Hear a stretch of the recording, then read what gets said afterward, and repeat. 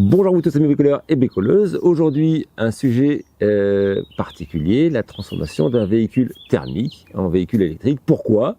Parce que le transport fait partie, le déplacement des personnes fait partie des gros postes de dépenses d'énergie et dépenses d'énergie, énergie-argent. Donc quand on dépense de l'argent, on dépense de l'énergie, on n'a pas le choix. Du coup, il y a les trois gros postes que je rappelle et qui sont importants sur lesquels je travaille, parce que je parle que d'énergie encore et encore. J'ai beaucoup parlé. Il y a toute la partie nourriture, qui est un gros poste d'énergie bien évidemment, argent. Il y a toute la partie logement, j'en ai pas mal parlé, et je vais reparler sur des habitats plus légers. Et il y a un troisième poste, j'ai beaucoup parlé aussi, et on va en reparler aujourd'hui, c'est le transport. Les loisirs, c'est aussi une dépense, mais dans une grosse partie du loisir, ça reste une dépense liée au transport. Donc on va regarder ces trois postes pour l'instant. Le transport est, à mon avis, en pleine transition. Pourquoi? Parce que on voit là, je vous ai fait un petit graphique qui retrace l'évolution du prix de l'énergie depuis une dizaine d'années. Alors voilà, même sans compter les derniers mois, on voit qu'il y a une progression constante. Voilà, il y a un bout de Covid, un bout de crise d'Ukraine, voilà, mais on voit que l'énergie fait qu'augmenter chaque année et ça ne va pas s'arrêter du tout, bien au contraire.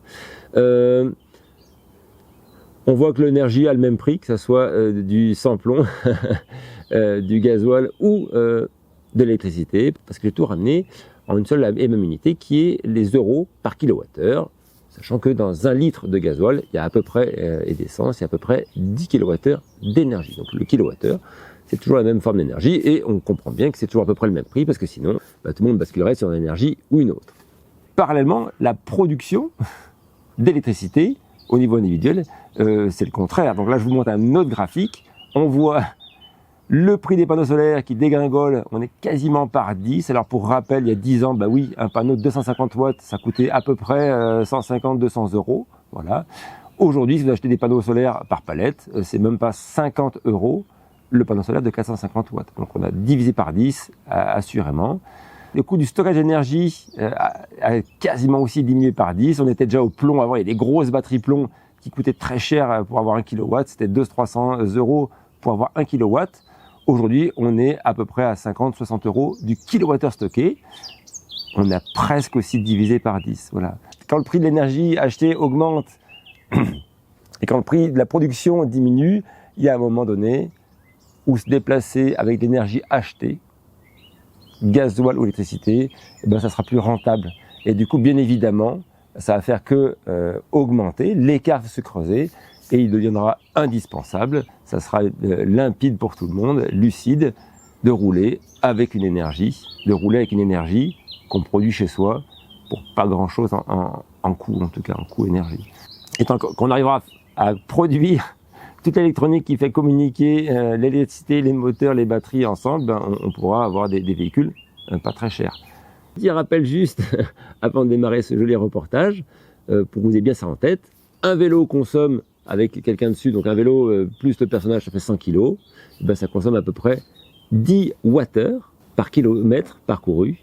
Une voiture qui pèserait 7-8 fois plus, genre une petite Citroën Ami, 7 fois plus lourd, 7 fois plus de consommation. C'est assez linéaire, puisqu'elle consomme 75 Wh pour faire 1 km. Et on voit que la Mitsubishi Miuv, ou peu importe, on peut l'appeler la C0 ou la Renault Lion, c'est le même modèle, qui fait 1 tonne, et on est de l'ordre de 100 Wh par kilomètre. Et quand on arrive à 1 tonne 3 avec une Zoé, voilà, on est à 130 Wh par kilomètre. Alors, il y a juste une petite exception dans les modèles Tesla assez puissants.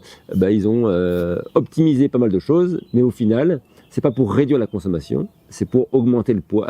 Au lieu de diminuer la consommation par kilomètre, ils l'ont gardé à 130-140 Wh par kilomètre, mais ils ont pu mettre 1 tonne 5, 1 tonne 7 de poids total roulant, parce qu'ils ont mis une grosse batterie pour faire 500 km.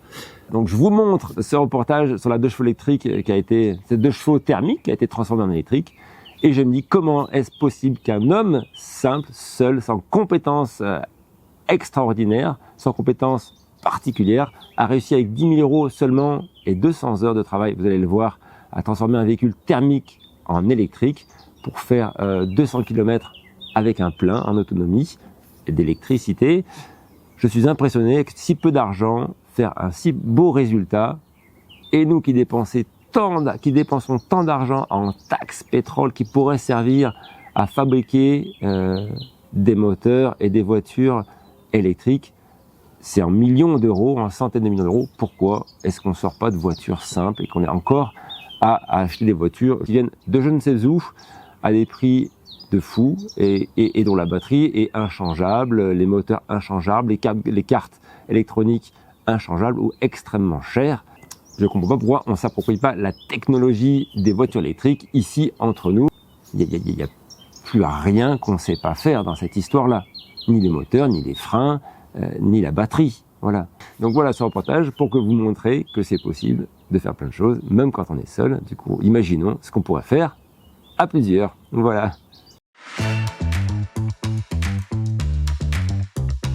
Salut à tous, on est ravis de vous retrouver pour ce 7e épisode dans lequel nous partons à la rencontre de Barnabé Chaillot, bricoleur de génie que nous suivons depuis des années sur sa chaîne YouTube. Nous sommes particulièrement enthousiastes de pouvoir lui faire découvrir et tester notre 2 chevaux électrique. Au programme, on vous a prévu un tour du propriétaire complet de la I2 chevaux. Allez, c'est parti!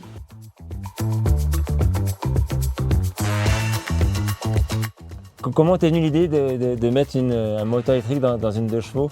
C'est d'assez longue date en fait. Déjà la 2 chevaux, c'est mon premier véhicule. Je l'ai trouvé quand j'étais étudiant. Depuis, je l'ai beaucoup rénové. Il n'était pas dans cet état-là. J'ai d'ailleurs changé le châssis. Donc ça fait 30 ans que je l'ai à peu près. Et j'étais impatient de l'électrifier en fait. J'ai une quinzaine d'années que je roule avec des véhicules électriques. Là, je suis vraiment convaincu. Toi, tu t'es dit à un moment donné, le thermique, ça suffit. C'est ça? Ouais, tout à fait. Les vidanges, l'essence, l'odeur, la pollution qui est générée avec. Et je dis, l'électrique, c'est tellement plus efficient en plus. Et puis, je suis passionné d'aventure aussi. Donc, Et tu bricoles. Et je bricole, voilà. Et donc, j'attends patiemment. Et c'est vrai qu'après, en 2020, la réglementation sur le rétrofit, à la suite du Covid, en mars 2020, qui a été promulguée, et comme quoi ça rendait possible le fait d'électrifier, de rétrofiter des véhicules anciens. C'est le premier kit de rétrofit en France qui a été fait. Et donc, pour la 2 chevaux, qui est un véhicule iconique, donc c'est quand même un certain honneur que c'était fait en premier pour la 2 chevaux par le Méhari Club Cassis. D'accord, donc dans ce kit, il y avait le moteur, le variateur, le BMS et bien sûr la batterie. Donc tu as une carte grise. J'ai une carte grise, le véhicule est homologué en électrique. Tout à fait. Le cahier des charges était transporté, je ne sais pas combien d'œufs sur la planquette arrière sur un terrain fraîchement labouré sans casser les œufs pour aller au marché. Voilà. Ça faisait partie du cahier des charges. J'ai également 50 kg de patates dans le coffre. Oh là là, j'adore. Vous avez bonne mémoire tous les deux, 2 cultivateurs en sabot, 50 kg de pommes de terre ou un tonnelet à une vitesse maximum de 60 km/h pour une consommation de 3 litres d'essence aux 100 km.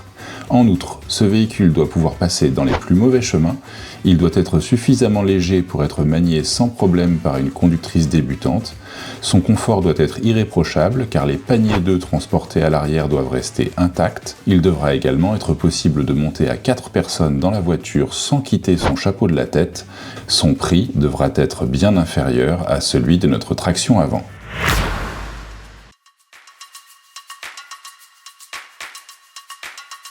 On parle rapidement de 2 choses. Combien ça t'a coûté, on va dire globalement, sans les améliorations que tu as fait après, ce kit, et le temps que tu as passé pour te l'approprier? Donc originellement, c'est un kit qui est relativement onéreux, parce qu'on est dans le début du rétrofit, donc ça m'a coûté à peu près 10 000 €. C'est quelque part un prototype, on se lance, donc moi j'étais assez avide de lancer la filière, voilà, pour un véhicule et même pour une 2 chevaux, même 10 000 €, je pourrais dire, après au coût de la recharge qu'on a, on en parlera, à peu près sur 80 000 km, c'est amorti, on peut dire ça, par rapport à la version thermique. Et après en termes de temps, pour me l'approprier, j'ai passé quelques mois à tout démonter. Tu as été déçu parce qu'il n'y avait pas assez de documents sur le sujet? Oui, tout à fait, donc le véhicule m'a été livré sans documents.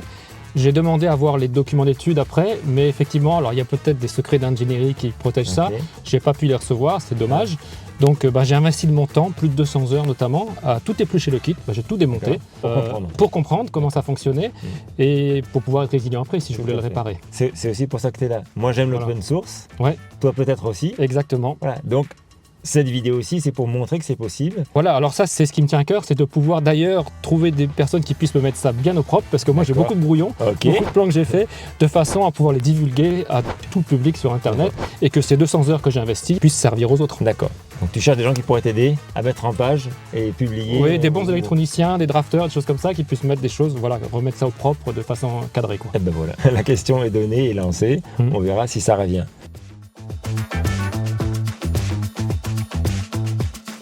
Ça fait plus de bruit que ce que je pensais pour une voiture électrique. Ouais, alors c'est vrai que la 2 chevaux, le principe du rétrofit, c'est de garder la boîte de vitesse, que j'ai la boîte de vitesse d'origine, avec les cardans qui sortent. On entend le bruit, on reconnaît le bruit. Hein. C'était sympa de la 2 chevaux. Est-ce que c'était la boîte à vitesse qui faisait en partie le bruit? J'ai conduit quand même assez longtemps avec le moteur thermique. Quand je suis passé à l'électrique, en fait, j'étais assez surpris parce qu'il y avait quand même un bruit qui restait prédominant et le bruit de la boîte. Ouais. Et effectivement, quand on est à l'habitacle, Ouais. à l'intérieur, la boîte étant côté habitacle, en fait, On l'entend. on l'entend D'accord. très bien. Donc voilà le moteur dont je parlais. Alors, Ce petit moteur là, voilà. Donc c'est un moteur de 20 kW. Donc 20 kW, ça fait à peu près 30 chevaux. Voilà, 30 chevaux d'In actuelle. Donc elle a gardé sa puissance originelle, quoi. donc je rappelle, un cheval, c'est 750 watts. C'est ce que produisait un cheval quand il tirait. Voilà. 30 Donc ça, kilos. c'est l'exemple du rétrofit, c'est qu'on reste à isopuissance en fait. On D'accord. garde la même puissance du véhicule. Ok. On ne peut pas l'augmenter. Mes parents avaient une 2 chevaux. Ouais. Je me souviens, tu ouvrais, tu voyais tout, tu comprenais tout. Et là, je Ouais. vois, tu ouvres, c'est pareil. Ouais. On voit tout. Et alors là, tu m'as dit que tu es un mode sport éco. Voilà, j'ai mis plusieurs modes là, c'est des choses que j'ai développées en plus. C'est pas vendu avec le kit, ça. Avec le kit, c'est uniquement avec le mode standard. Voilà, ça c'est le mode standard, c'est du kit. Moi j'ai D'accord. rajouté le mode éco pour moins consommer et j'ai rajouté un mode performance que j'utilise avec parcimonie, par exemple dans les dunes pour faire des franchissements. Au D'accord. Maroc, ça m'a servi. Alors, tu parlais du mode régénératif en freinant, Oui, que tu as bidouillé ou que tu as augmenté ou ouais, que j'ai un tu petit peu géré. augmenté. Alors je suis toujours dans... C'est avec ces fameux modes. Alors voilà, toujours dans une optique d'améliorer l'autonomie, de baisser la consommation pour être le D'accord. plus sobre possible. Donc il y a le mode éco effectivement sur lequel je mets plus de régénération. Donc le véhicule a beaucoup de frein moteur en fait. D'accord. Et j'ai également un autre mode, c'est-à-dire que quand je touche la pédale de frein légèrement, Oui. de façon à allumer les feux stop, Oui. le même signal est envoyé au variateur qui incrémente encore plus D'accord. le système régénératif et permet de recharger. Donc, pour que tout le monde comprenne, quand tu touches le frein, ça envoie un signal informatique qui dit je mets le moteur en format générateur Voilà. pour fabriquer pour qu'il arrête de consommer, mais il se met à freiner, à consommer du courant Voilà, qui réinjecte dans la dans la batterie. descente, qui recharge la batterie. C'est quoi cette grosse botte là? C'est la batterie? Oui, c'est la batterie sur laquelle tu es assis en fait, Oui. sous les sièges maintenant. On regarde, regarde ça. Je vais te montrer ça. Une boîte en bois, c'est pas mal ça. Alors, voyons voir cette batterie. Je vais te montrer ça. Je vais enlever déjà les sièges. Hein. Hop, donc c'est les sièges à l'ancienne, comme les premières 2 chevaux qui se clipsent. Oh, j'adore. On va enlever ça.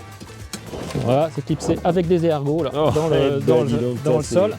C'est du Les live. sièges qui étaient utilisés à l'époque, d'ailleurs, quand on part en pique-nique, on peut prendre les sièges à l'extérieur. Tac. Et on va voir la batterie qui est à l'intérieur. Eh ben, c'est joli ça. Donc 3 modules de batterie qui proviennent d'une Volkswagen ID3 qui a craché. Voilà. D'accord, donc c'est du recyclage. Donc c'est du recyclage, c'est de l'upcycling. Hein. Il les vend, t'as trouvé ça où? Alors moi j'ai trouvé ça par l'intermédiaire d'un Français qui est une société implantée en Roumanie et qui s'occupe de gérer ces batteries-là. C'est génial, ça. Une personne que je conseille. Donc c'est des batteries qui sont destinées soit du stockage solaire, soit du rétrofit comme la 2 chevaux. D'accord. Donc j'ai pu sourcer ça convenait très bien pour la 2 chevaux. D'accord. Donc tu m'en as parlé, c'est 30 kg, 30 kg, 30 volts, voilà, et 6 kWh utiles. utile. Voilà, pour chaque élément, chaque Ok. module. Ils sont mis en série, Donc là ils sont mis en série effectivement pour avoir 90 volts. 90 volts, Voilà. très bien. Une boîte en bois pour autant d'énergie, ça pose pas de problème? Bah, disons que c'est une boîte temporaire parce que je suis encore en train de faire des tests, donc on est toujours un petit peu sur le fil voilà, dans ces projets d'innovation. D'accord, Donc effectivement, une fois je me suis fait arrêter par les gendarmes pour un contrôle d'accord. et j'étais suspicieux par rapport à la réaction qu'il pouvait avoir par rapport à T'avais- cette boîte en bois. T'avais pas pour ta boîte en bois? Ah oui, quand même, parce que c'est quand même peu commun. Et bah donc le sujet a tourné autour du rétrofit de la 2 chevaux. Et la 2 chevaux en général, c'est un véhicule tellement iconique qu'on a pu bien échanger sur le sujet. Donc ils étaient plutôt très curieux, plutôt Voilà. de regarder est-ce que c'était les bonnes batteries, la bonne taille, la bonne poids, tout ça, ce que c'était assurant, enfin tout ce qui est bricolage, c'était pas intéressant. Non, c'était pas le sujet en fait. D'accord, donc on n'a pas les mêmes sujets quand on se fait arrêter. Vous avez fait un selfie? Oui, alors du coup, ils ont pu voir et puis s'abonner à la chaîne par ailleurs. D'accord.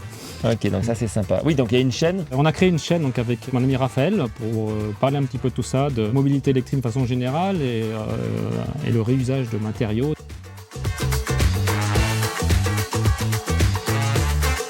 Ce gros onduleur là, qui peut délivrer 3000 en continu et 6000 watts en crête, il t'a servi à alimenter tes repas, à cuisiner au Maroc.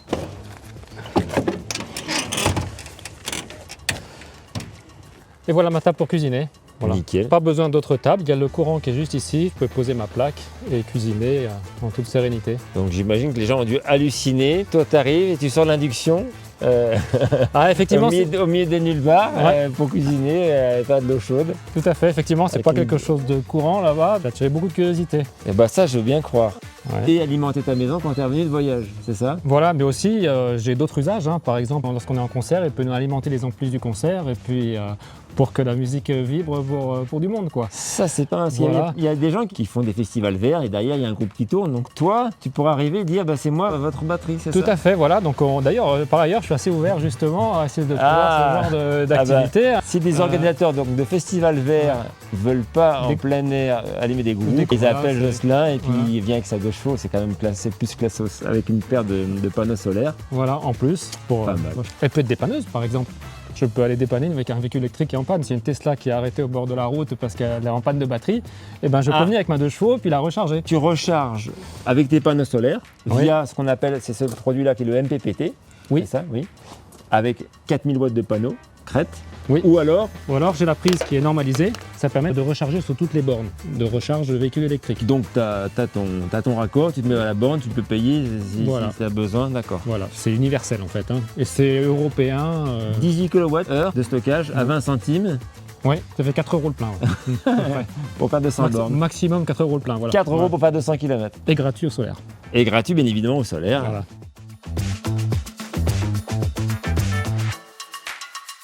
Et bien là, de chevaux, c'est vraiment pratique parce que par exemple, la porte, et ben, j'avais juste à enlever la porte.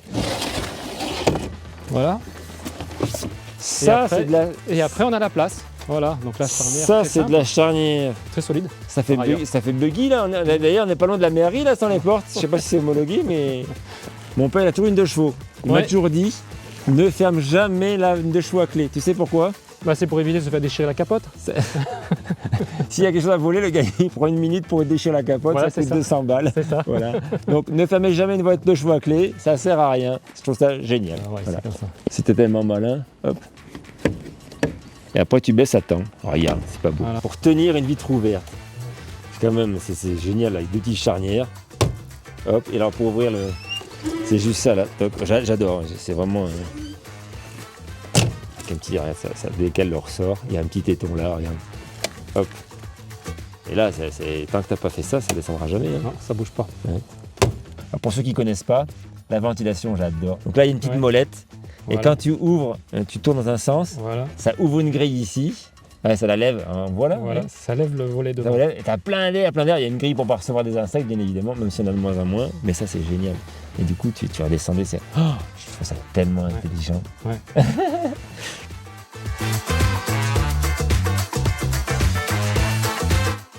Bon, alors, il faut qu'on y aille parce que sinon on va avoir Ouais. de la buée.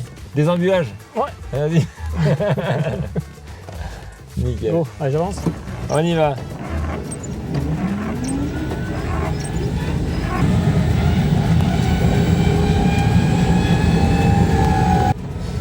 Bon, si c'est pas beau, bah c'est génial. Franchement. Et les clignots. Fait le même bruit qu'à l'époque. Le même clignotant, la même centrale. Le même Tout est conduit. conservé. Bon, bah, c'est quand même une sacrée histoire, ça. Hein. Moi, je suis vraiment content d'avoir découvert cette histoire-là. Ah, bah, je suis Et ravi puis- de t'avoir rencontré. Puis on a un nouveau projet là maintenant qui se dessine avec la C0 notamment. Voilà. Tout à fait. On change la batterie de la C0. Et ça m'emmerde de savoir que toi, tu peux changer un élément comme ci, comme ça, avec une Bah, on batterie. va voir ce que ça donne sur un véhicule moderne. Tout à fait. Voilà. J'espère qu'on pourra mettre une boîte en bois aussi, puis passer au contrôle technique, on verra. D'accord. On essaiera ça. En tout cas, ça m'a fait vraiment plaisir. Ok, bah, merci Bernabé. Au plaisir. Ouais, à bientôt.